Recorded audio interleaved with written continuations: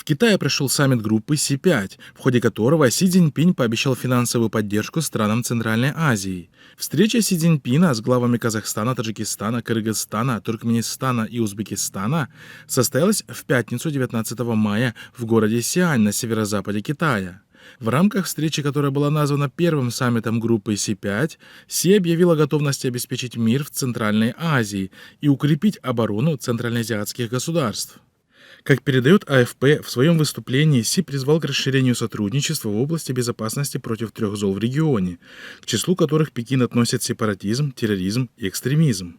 6 стран должны твердо противостоять иностранному вмешательству во внутренние дела и попыткам развязать цветные революции, заявил председатель КНР, имея в виду беспорядки в бывших советских республиках, которые, как утверждает в частности Москва, поддерживаются Западом.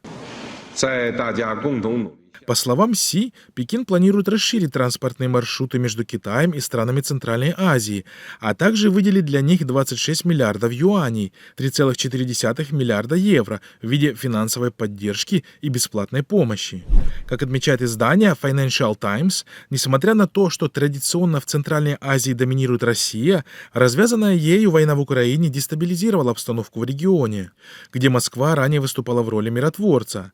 Вера в ее способность поддерживать стабильность пошатнулась, в частности, после прошлогоднего конфликта на границе Кыргызстана и Таджикистана.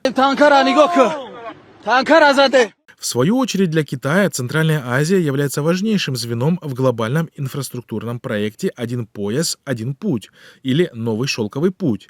Эксперты, опрошенные АФП, также указывают на то, что Пекин хочет воспользоваться возможностью утвердиться в качестве важного геополитического партнера в стратегически важном для себя регионе.